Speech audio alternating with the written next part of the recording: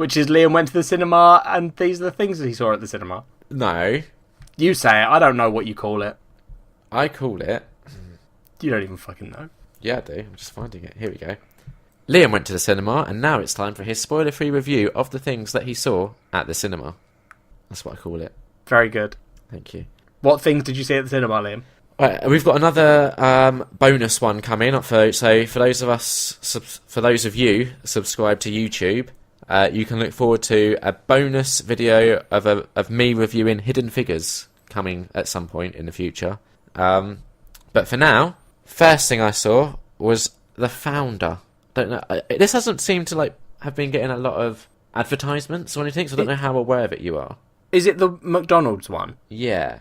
I only know that because you've told me, I think. Yeah. Okay. So we all wondered, I'm sure, at some point in our lives, how did McDonald's get to be such an enterprise all around the world? Ronald McDonald travelled from the Burger Kingdom. Yeah. When he was chasing the Hamburglar, and he came to our world, which was lacking in burgers, and he said, I will found a fast food restaurant to provide you with the meat of my people. So this provides an alternative take on that story? Oh, a fiction, if you will. Well, I mean, an alternative fact, you might say. Okay.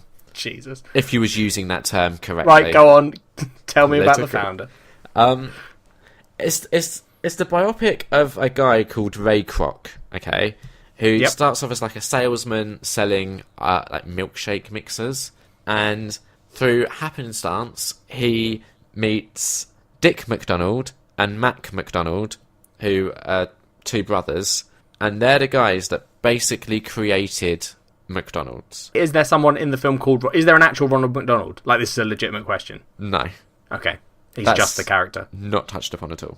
Fair enough. So it's kind of how this salesman guy takes the idea of the McDonald brothers, who just had one restaurant, and they tried to franchise it themselves, but they were both very finicky over quality control, and they were both unhappy with sort of how they were expanding the franchise. So it sort of just died, and this guy comes in and decides to help them franchise it, because at the time it's all drive-ins, and there was a lot of issues with the way you'd have to wait ages for food. It just wasn't quite convenient, especially for a salesman who's on the road a lot. Yeah. So when you get to the first ever McDonald's where your food's ready in 30 seconds, it's a mind-blowing concept that we now take for granted. Yeah. And it's so the McDonald brothers have come up with this system to make food that quickly, and this guy decides they've got a chance here to replicate that and roll it out across the country. So Michael Keaton plays the main guy, and he's kind of on a bit of a career resurgence lately, following Birdman and Spotlight. He sort of disappeared for a while, and he's really good in it. You've got Nick Offerman as Dick McDonald, and then there's a guy called John Carroll Lynch, who you probably won't recognise the name, but he's one of those guys who's in a lot of stuff, and when you see him, you recognise him, sort of thing. Oh, okay. For example, he was... that's not important, never mind, moving on. It also has Linda Cardellini, who is the main girl in Freaks and Geeks. Oh, okay, yeah. I thought I knew that name. Yeah, she is definitely in the top 3 of one of my guilt-free 3. Oh, for fuck's sake. Right, carry on. What? No one cares about who you find attractive. They might. They don't. I don't care, I care. She's blonde in this, which is a different look, but she pulls it off. Fair enough. Also, BJ Novak, who's in The Office. Yep, I know BJ Novak. So it's got a lot of good people in it. Problem is, I'm not really sure what the message of the film is. Yeah, because so is it portraying it in a positive light at all, or? Well, no. There's some. It is basically McDonald's propaganda. It isn't Super Size Me where they go in to rip it apart. It's very much look at how awesome McDonald's is, and it's a 2-hour movie of that. But the Ray Kroc guy, the main character, just consistently comes off as a dick. Right. And he'll happily fuck people over, and he's very much of the mentality oh, it's business, it's dog eat dog, and you just sort of end the film, and obviously you look at how successful McDonald's is and how a large part of that is due to him, and you're so I guess the message is be a dick to everyone, fuck everyone over, and make a shit ton of profit. Yeah. it's a weird message to, like, walk out of a film with. Yeah, well, I guess that's the thing with things that are, you know, like a biopic, because in the real world, everything isn't always, like, black and white. Yeah, exactly. It's just weird that therefore they would choose him as the focus of the film, I guess. I mean, maybe the other guy's stories aren't that interesting. It's possible. I mean, it's arguable that this one's very interesting, to be honest. I mean, it's okay.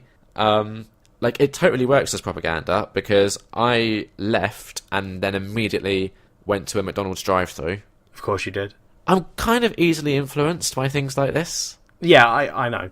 And I said to Kat, like, can you pick me up something healthy so I can have that when I get back? And then I left the cinema and phoned her. I was like, this healthy thing you've got me, will it last till tomorrow? Because I'm getting McDonald's.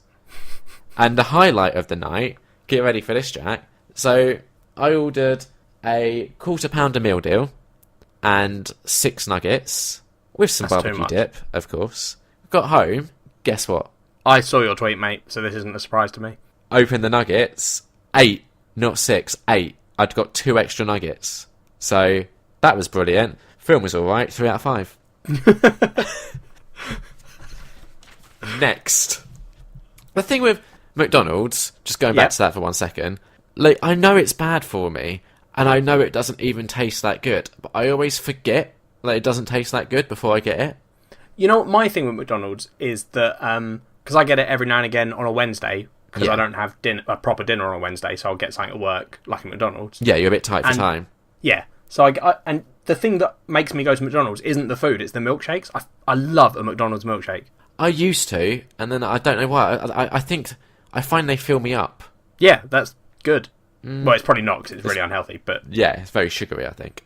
Yeah, definitely. But, you know, I just don't know what it is. Like, it has some sort of weird, like, amnesia effect where you forget how bad it is before you buy it. Bad is a bit unfair. It's not bad, it's just so average. Yeah, it's a very average... I mean, when you got things like Five Guys, which do a really nice burger... Yeah, but I ain't got anything like that near here. Yeah, no, you don't. Not like... So this was like 11 o'clock at night, so it was either that or KFC. Five Guys isn't a fast food restaurant, really. Yeah. I mean, it is, but they're not, open late. The thing with Five Guys is, after, like, hearing you rave about it, and other people, me and Kat tried it once when I was in London, and it just made me really need to poo.